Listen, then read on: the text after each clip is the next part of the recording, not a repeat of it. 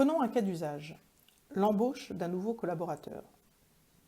Celui-ci doit scanner et transmettre à son futur employeur son permis de conduire, son formulaire d'embauche et donner son consentement au test de drogue. Pour ce faire, il utilise son smartphone pour scanner son permis de conduire, recto et verso. Ensuite, il prend une photo du formulaire d'embauche, il s'assure que l'image est claire et que les champs sont alignés. Enfin, il prend une photo du formulaire de consentement au test de drogue.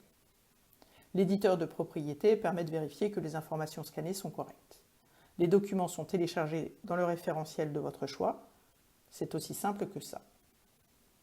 Maintenant, voyons le temps que cela a pris. En premier, je renseigne le nom du nouveau scénario. Ensuite, je sélectionne le type de document, ici un permis de conduire. Je sélectionne les informations que je veux extraire du permis de conduire et je sauvegarde. Ensuite, je renseigne le formulaire d'embauche. J'édite le document et je télécharge une image du formulaire. Pour définir les champs du formulaire à renseigner, j'indique avec ma souris les zones à extraire du formulaire.